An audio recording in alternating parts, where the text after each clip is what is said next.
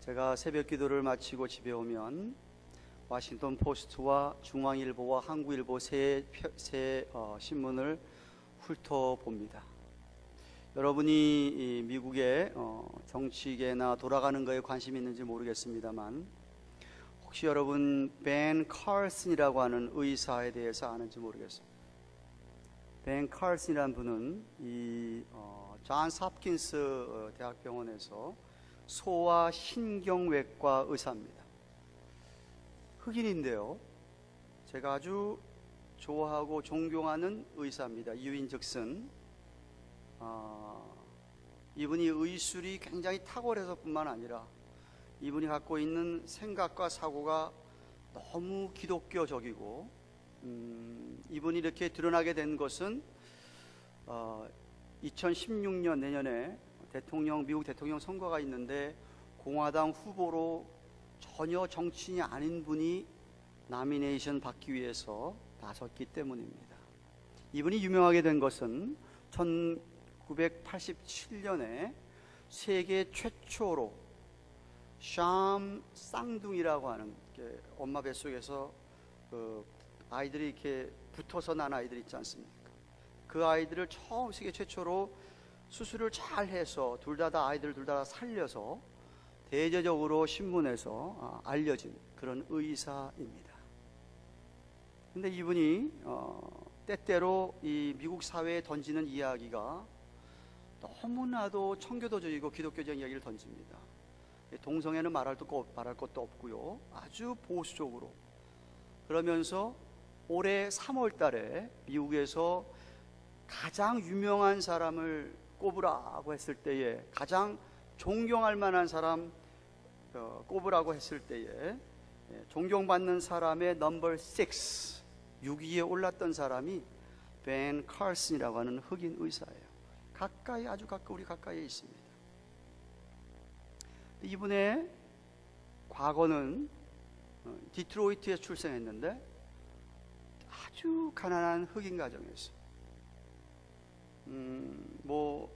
공부도 제대로 못할 뿐만 아니라 8살 때 어머니가 이혼하는 바람에 어머니 밑에서, 편모스라라고 얘기하죠, 어머니 밑에서 자랐고, 흑인 아이들과 어울리면서 불량배질하고 싸움질을 하고, 학교 공부도 늘 꼴찌고, 이런 학생이었다고 합니다. 초등학교 5학년 때까지 심지어 구구단조차도 제대로 못 배웠던 그런 흑인 학생이었답니다.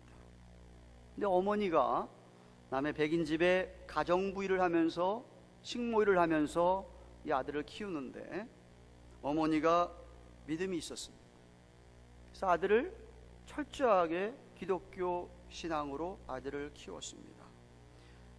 아들이 그렇게 불량배들하고 어울리고 다니면서 공부도 제일 못하고, 그럴 때도 어머니가 그 아들을 붙들고 눈물로 기도하면서 아이에게 이렇게 늘 일러줬다고 합니다. 얘야, 너도 하나님을 좀 찾고 하나님께 구해라. 하나님이 널 도와줄 거야. 하나님이 널 도와주기만 하면 너 무엇인지 할 수 있어 라는 이야기를 수도 없이 이 아들한테 했다고 합니다. 끊임없이 어머니가 들려주는 이 말 때문에 이 벤자민 칼슨이 용기를 얻고 격려를 얻고 결국은 미시간 대학교 의과 대학을 들어가게 되고 의사가 되었던 것이에요. 이분이 유명한 책이 있는데 Think Big이라는 책이 있습니다. 한번 영어를 읽으시는 분들 찾아서 사서 읽어보시면 참 좋겠어요. 대부분 우리가 Dream Big이라는 말을 많이 하죠. 꿈을 크게 가져라. 이 사람은 Think Big이라는 이야기를 하고 그 책을 써서 한국말로도 번역이 된 걸로 알고 있습니다. 그러니까 이런 귀한 분, 그러니까 저는 그분이 공화당 후보 나온다면 저는 그분 찍습니다. 다른 사람은 찍고.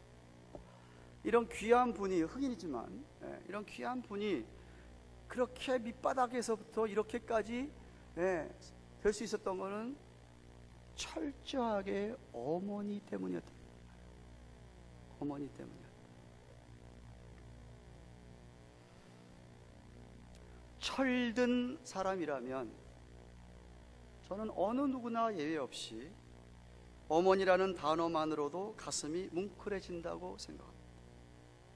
물론 이 세상이 너무나 부패하고 타락해서 예외적인 어머니, 그렇지 못한 어머니도 가끔은 있어서 신문에 오르락내리락 하지만, 그래도 보통 어머니들은 다 가정을 위해, 자식을 위해 희생하고 헌신한, 그것으로 얼룩진 인생이 우리의 어머니들이기 때문입니다.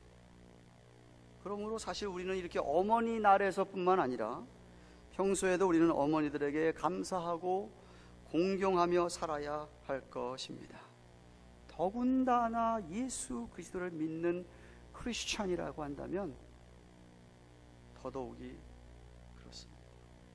다음 주에 살펴보겠지만 성경은 우리에게 부모를 공경하라, 아까 우리 성시교도 했지만 부모를 공경하라고, 이거는 명령형, 임페러티브로 써 있습니다. 부모를 공경해도 되고 안 해도 되는 게 아니라 자녀들은 부모를 공경하라. 십계명 가운데서 축복의 약속이 주어진 첫 계명이라고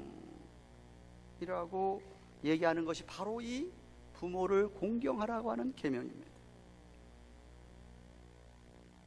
또한 우리 예수님께서도 십자가에서 피 흘려 돌아가시면서 고통 중에서 십자가의 못에 의지하여서 숨을 거두시는 순간에도 비록 육신의 어머니지만 마리아를 염려하고 그 마리아를 자기가 그렇게 사랑했던 제자 요한에게, 야, 이건 네 어머니다, 이제는. 그 이야기는 어머니를 잘 부탁한다, 자기는 이제 죽으니까. 그런 이야기를 주님께서 십자가상에서 남기시면서 우리에게 본을 보이셨듯이 우리 모두도 우리를 낳아 길러주신 어머니를 그렇게 공경할 수 있기를 바랍니다. 더군다나 우리 어머니들이 신앙의 어머니라고 한다면 두말할 필요가 없겠지요. 더욱 신앙의 어머니들을 귀하게 여기고 순복하시기를 바랍니다. 한편 우리 어머님들은 우리의 육적 영적인 자녀들 앞에서 이 세상은 그렇게 안 한다 하더라도, 이 세상의 조류와 이 세상의 흐름이나 육체의 죄성을 따르는 소욕을 거슬려서라도 우리 어머니들이 성령의 인도를 받기를 바랍니다. 성경에 그렇게 귀한 어머니의 본이 되는 어머니가 등장하는데 바로 오늘 본문에 나옴이라고 하는 여인입니다. 그리고 며느리 롯이라고 하는 여인입니다.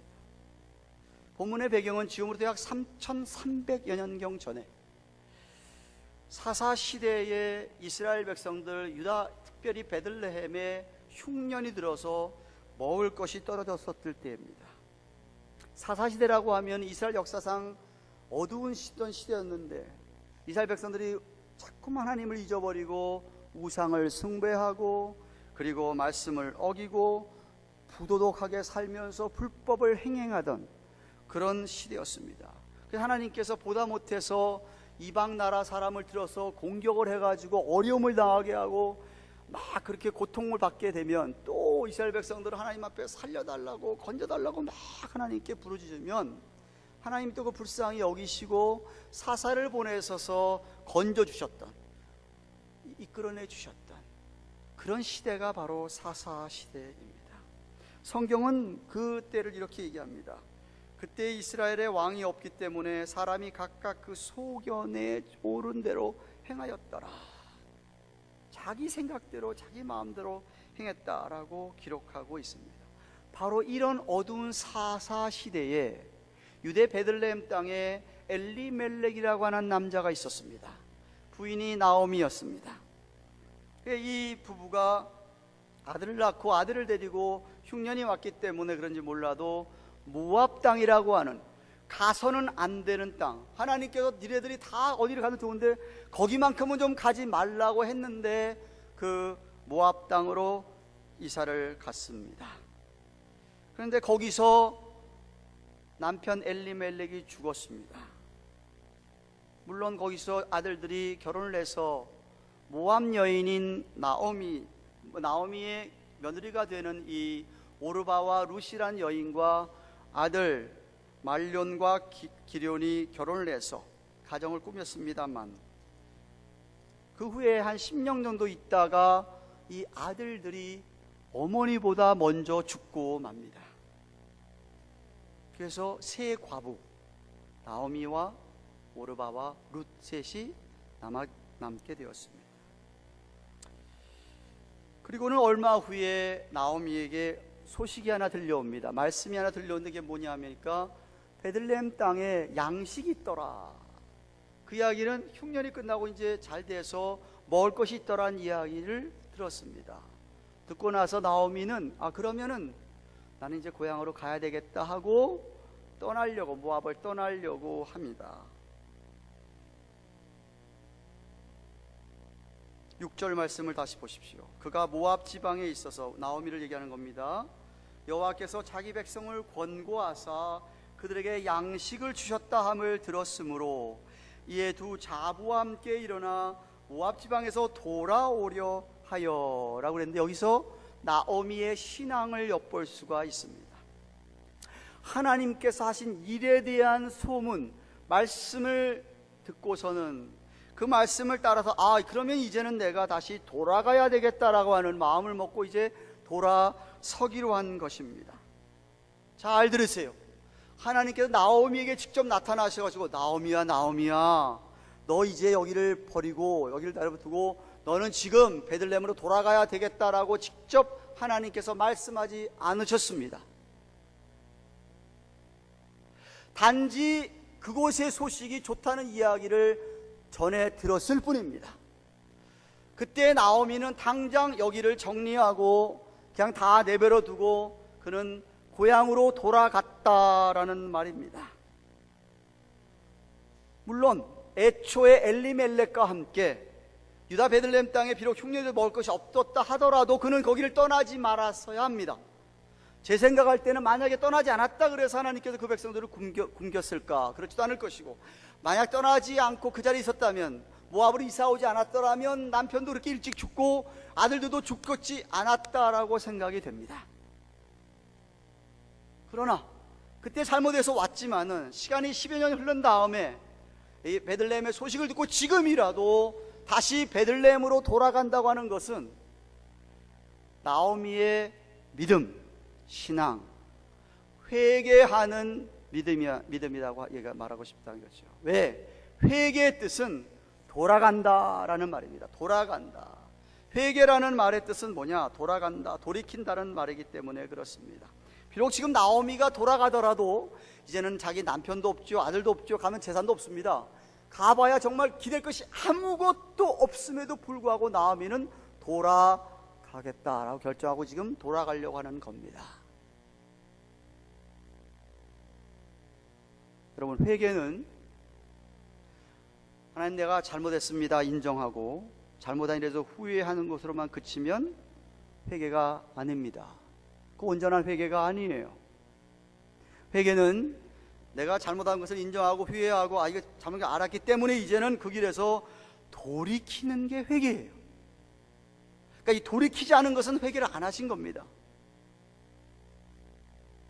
그래서 제가 지난달 5월 맞이하면서 지난주에 5월 목회 칼럼도 썼듯이 여러분이 아무리 바쁘고 이민생활이 정말 녹록지 않고 힘들어도 정말 가끔은 주일에 한 번씩만큼이라도 아니면은 정말 시간 정해서 한 번이라도 여러분의 삶을 좀 돌이켜 보아야 돼요. 내가 지금 이거 가고 있는 길이 잘 가는 길인지 하나님 원하시는 길인지, 내가 이렇게 계속해서 행동하고 말하는 것이 하나님이 기뻐하시는 것인지 아닌지를 좀 생각하실 필요가 있습니다. 그래서 이거 아니다라는 생각이 들면 거기서 멈추고 돌아가셔야 돼요. 돌이키셔야 됩니다. 어떤 사람 이야기해 보면은 분명히 자기가 이거 나쁜 짓이고 악한 짓이고 해서는 안 될 걸 알면서도 불구하고 또 해요. 그거 회개 아니에요. 하나님 기뻐하지 않으십니다. 그게 다윗이 얘기한 거 아니에요. 하나님 제발 내 마음 좀 살펴주세요.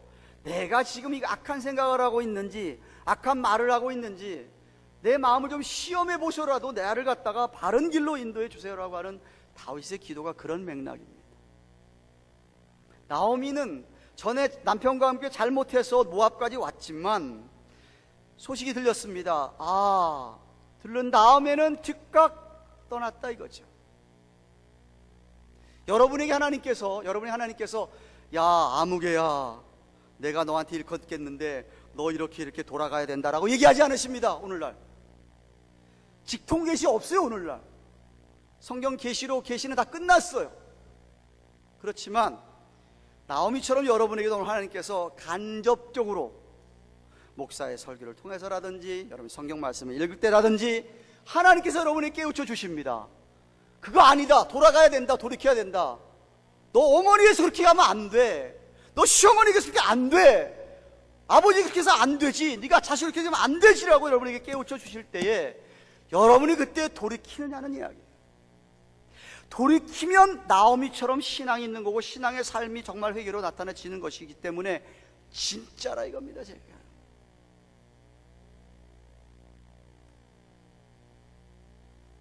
나오미는 정말 돌아가기로 작정하고 돌아가기 위해서 며느리를 불러놓고 이야기를 합니다. 왜냐하면 돌아가려니까 며느리들이 걸리는 거예요, 마음에. 그래서 모압 여인들, 이 두 자부에게, 두 며느리에게 뭐라고 합니까? 야, 니들 친정으로 돌아가라. 이제 왜? 네 남편들 다 죽었으니까 이미 남편과의 관계는 다 끊어졌고 나하고도 이제 관계가 없으니까 가라 이거예요. 친정으로 가서 새로 시집 가라 이거죠. 남편을 새로 얻어서 평안히 잘 살으라고 축복한다고 나오미가 그렇게 얘기합니다. 그런데 8절을 보시면 두 며느리에게 나오미 이렇게 얘기합니다. 너희가 죽은 자와 나를 선대한 것 같이 여호와께서 너희를 선대하시기를 원하며, 여기 선대한다는 말이 굉장히 중요한 말인데 아주 구약 성경에서 많이 나오는 단어입니다. 히브리어로 헤세드라고 하는 단어인데요, 하나님의 사랑을, 하나님의 인애를, 하나님의 자비와 긍휼을 표현할 때 사용했던 단어가 바로 이 헤세드예요. 이 헤세드를 여기 룻기서에서 선대한다라고 번역을 한 거예요. 며느리들이 자기한테 헤세드의 사랑으로 선대했다는 거예요.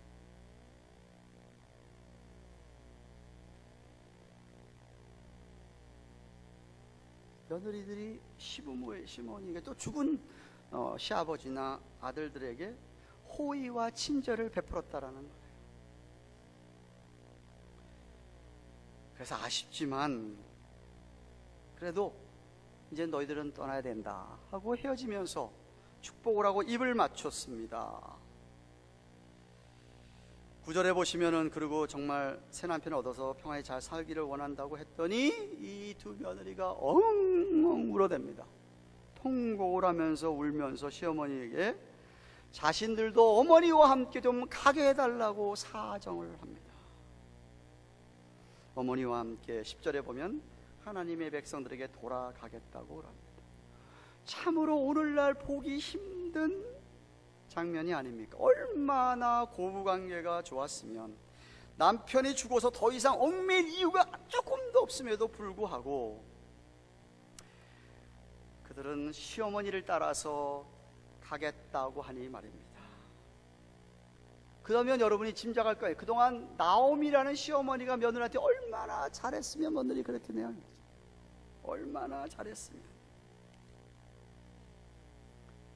또 며느리들이 시어머니 잘했기 때문에 선대했다고 시어머니가 고백도 하지만, 그죠? 오늘날 어느 시어머니가 자기 아들이 이제 죽었는데 그 며느리한테 너 이제 딴 데 시집가서 잘 살아야지 하고 가라라고 했을 때 아닙니다 어머니, 전 죽을 때까지 어머니랑 같이 살겠습니다라고 할 며느리가 도대체 몇이나 있을까요?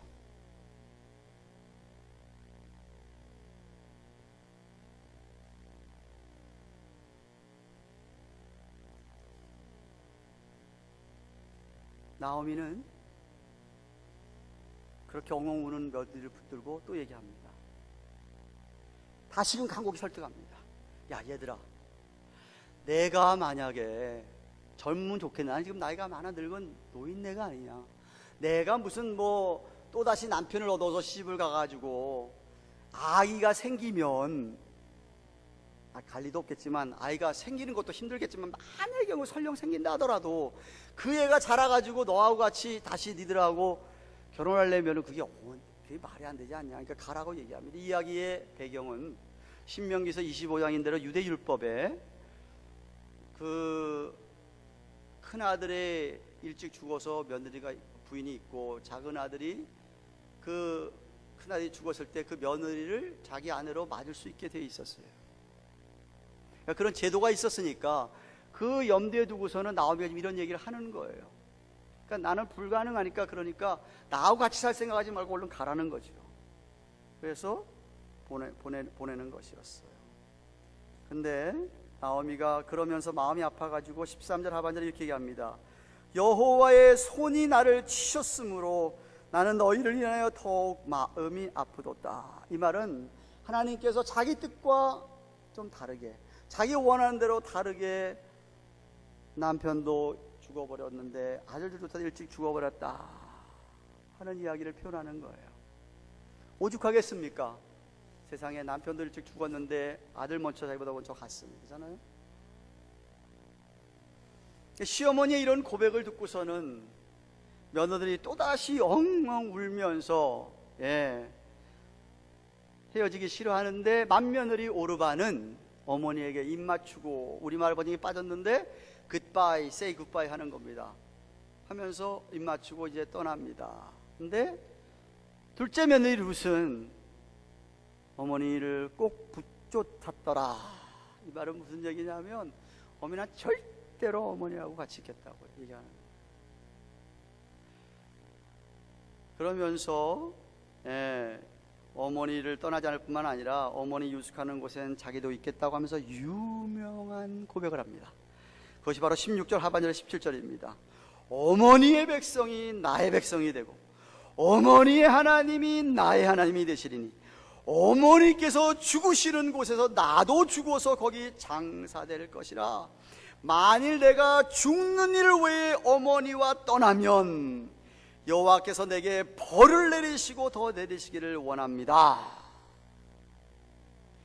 하나님을 모르던 모압의 이방 여인입니다. 근데 하나님을 아는 이스라엘 히브리 사람의 집안에 시집을 갔는데 거기서 하나님을 믿게 돼서 구원을 얻는 믿음만 있는 것이 아니라 하나님에게 헌신이 되고 그리고 어머니에게 헌신이 된 그런 믿음의 고백을 하는 거예요. 그래서 하나님께서 이 귀한 믿음을 보시고 이 믿음 때문에 그녀는 나중에 부자 보아스를 만나게 되고 그 보아스 사이의 후손에서 메시아이신 예수 그리스도가 탄생하게 되는 기가 막힌 축복의 여인이 된 거예요. 사랑하는 어머니들이요, 여러분 어떠합니까? 나오미와 룻과 같은 신앙이 있습니까? 여러분의 삶에서 이런 신앙의 향기가, 믿음의 향기가 나타나고 있습니까?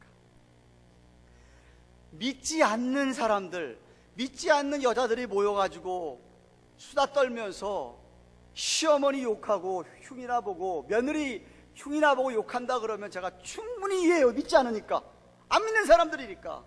그런데 이거는 교회를 다닌다 그러면서 교회에서 무슨 중직까지 받은 사람들이라고 하면서 교인이라고 하면서 앉으면 모이면은 툭하면 시어머니 욕이나 흉이나 하고 며느리 흉이나 본다고 한다면 죄송하지만 심각한 문제입니다.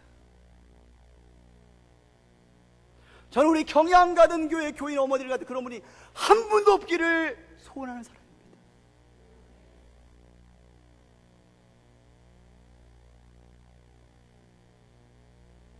잊지 마세요. 여기 선대라는 단어를 잊지 마세요. 얼마나 나오미가 며느리한테 선대를 했으면 며느리도 이렇게 선대했을까?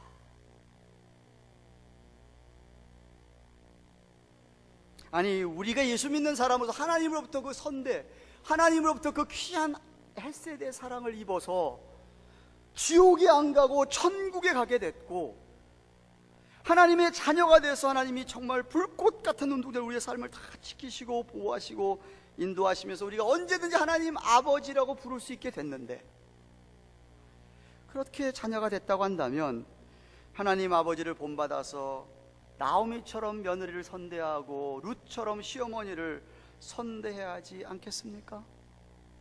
진실로 사랑하고 케어해야 되지 않겠습니까? 물론 이 시대의 조류나 이 시대의 흐름은 그렇지 않습니다. 어떤 사람 그런다 그러면 아마 조롱할 거예요. 웃음거리로 취급할 겁니다.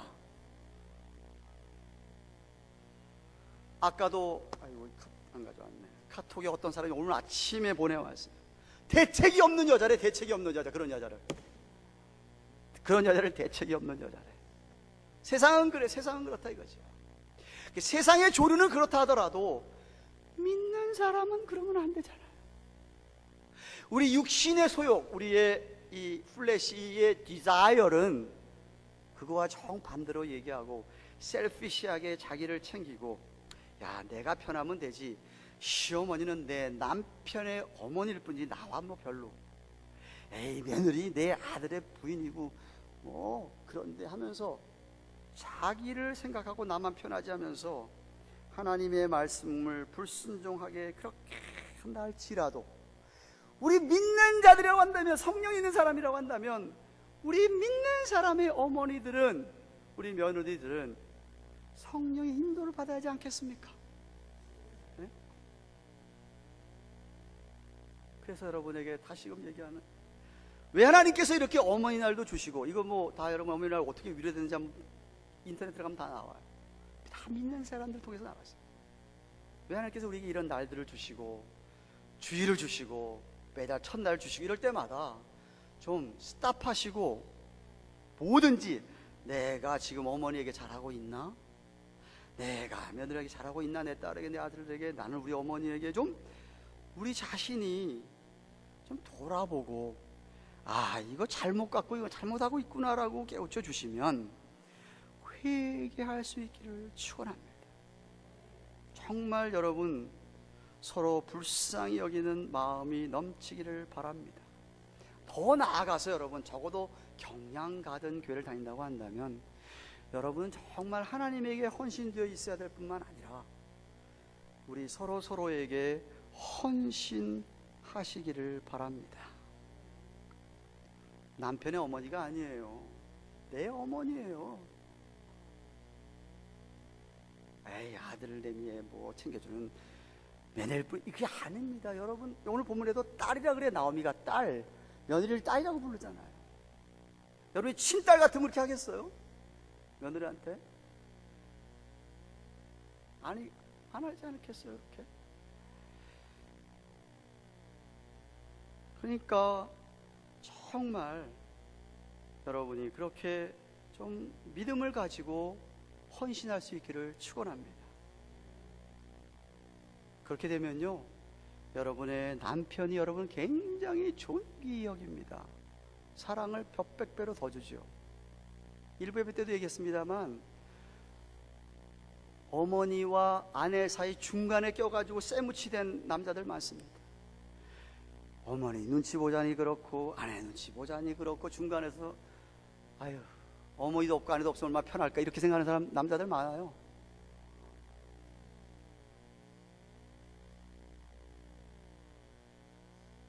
근데 여러분이 그런다면 정말 남편에게 존귀함을 여기고 사랑받는 여인이 될 거라. 성경은 현숙한 여인에 대한 이야기를 잠언서 31장 10절에 하고 있습니다. 현숙한 여인이라는 것을 갖다가 우리말로 고사성어로 얘기하면 현모양처지요, 그죠? 근데 그때 뭐라고 표현하고 있냐면, 현숙한 여인을 진주에 비유했어요. 진주, 펄, 진주에 비유하고 있어요. 그 당시에는 진주가 최고의 보석이었습니다. 오늘날은 다이아몬드겠지만 그때 당시에는 진주라 그러면 보석 중에 보석이었어요. 그런데 현숙한 여인을 값진 진주라고 표현하고 있어요. 그 현숙하다는 원어를 살펴보시면, NIV 영어를 보시니까 나블 캐릭터를 가진 여자라고 얘기하고 있는데, 고상한 여인이에요. 고상한. 싸납지 않은 여인. 호르몬이 아무리 남성 호르몬이 늘어나도 싸납지 않은 여인이에요. 고상한 주님의 인격을 소유한 여인을 가리켜서 현숙한 여인. 근데 그 다음에 쭉 읽어보시면요, 그런 여인을 둔 남편이 참 복이 있다, 그렇게 써있어요. 그런 여자를 아내로 가진 남편이 정말 복이 있다라고 계속 나오고 있어요. 그래서 저는 우리 교회에 사랑하는 여인들이 이런 모두 현숙한 여인이기를 축원합니다.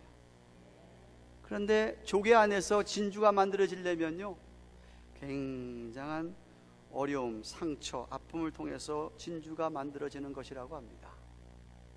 그것처럼 이민생활이 어렵고 힘든 속에서, 이 세상의 연단 속에서 여러분이 더욱 하나님을 경외하고 정말 고상한 주님의 인격이 만들어져서 그런 현숙한 여인이 된다고 한다면, 여러분들 때문에 여러분의 가정과 교회가 진짜 건강하고 행복해질 수 있다고 믿습니다. 그런 여인들의 지혜와 사랑, 인내, 용기, 이런 것들 때문에 남편이 잘 세워질 뿐만 아니라 가정 전체가 아주 그렇게 잘 세워질 수 있다고 믿습니다. 펄벅이라는 여사에 대해서 아시잖아요. 유명한 데지라는 소설을 써서 미국에서는 최초로 여류 노벨 문학상을 받았던 사람이 펄벅이라는 여사입니다. 이분이 선교사 집안의 딸이에요. 아버지가 중국 선교사였어요. 데지의 배경이 The Good Earth라고 영어로 되어 있는데, 배경이 중국 땅이에요. 그런데 이런 일화가 있어요. 중국에서 선교하는데 어느 해에는 그 중국 땅에 아주 있는 곳에 심한 가뭄이 들었다고 합니다. 비가 안 왔다는 것이죠, 그죠? 오랫동안. 근데 아버지 선교사가 집을 비웠다고 합니다. 며칠 어디를 가는 모양이죠. 그 사이에 그 마을의 중국 사람들이 비가 안 오는 이유는 저 선교사, 저 백인 여자 때문에 그렇다.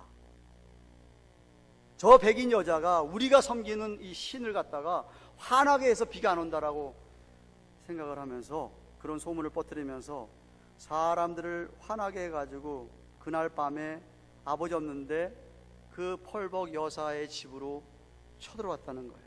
쳐들어온다는 이야기를 들었어요.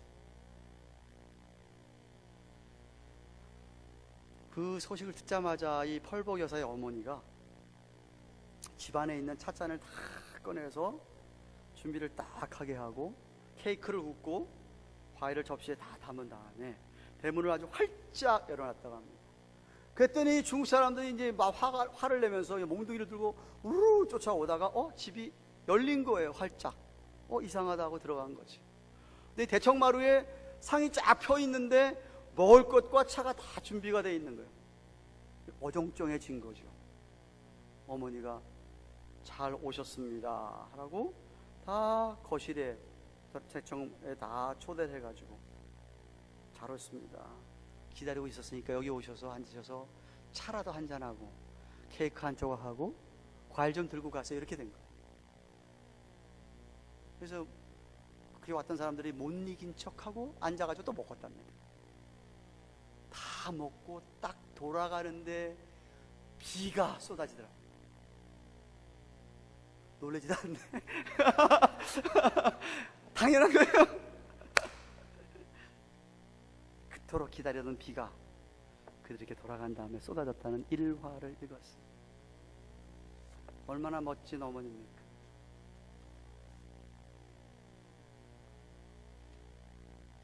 정말 우리 어머니들을 축복하기 원하고요, 우리 어머니들이 그렇게 하나님께 헌신했고 또 헌신하고 사시는 또 그런 우리 여인들 분명히 있습니다. 많습니다.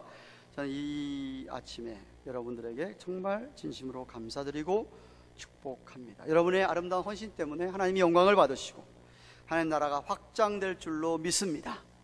여러분의 후손 가운데 정말 나오미나 훌의 후손처럼 자자손손이 하나님의 복을 받아 누릴 것으로 믿습니다.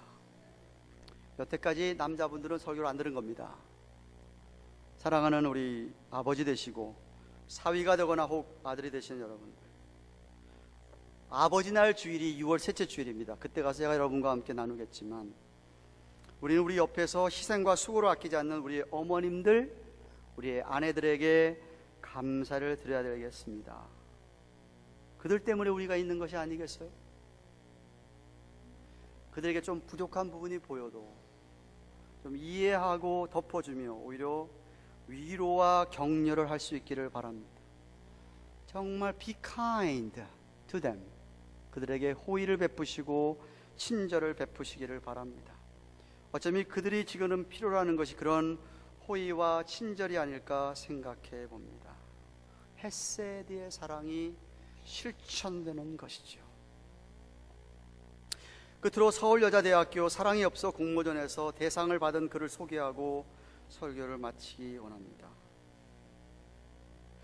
나에게 티끌 하나 주지 않는 거린들이 내게 손을 내밀 때면 불쌍하다고 생각했습니다. 그러나 나에게 전부를 주신 어머니가 불쌍하다고 생각해 본 적은 없습니다. 나에게 밥 한 번 사준 친구들과 선배들은 고마웠습니다. 그래서 답례를 하고 싶어서 불러내어 대접을 합니다. 그러나 날 위해 밥 짓고 밤늦게까지 기다리는 어머니께 감사하다고 생각해 본 적이 없습니다.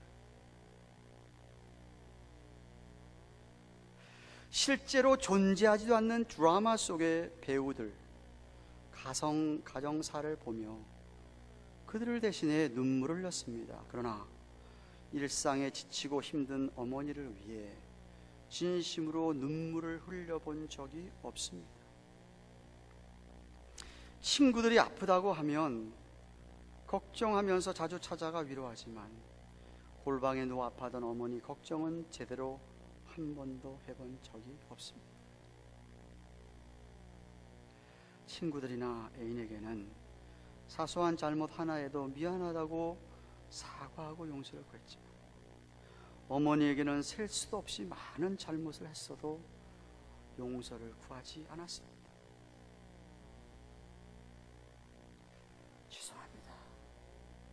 죄송합니다. 우리 어머니.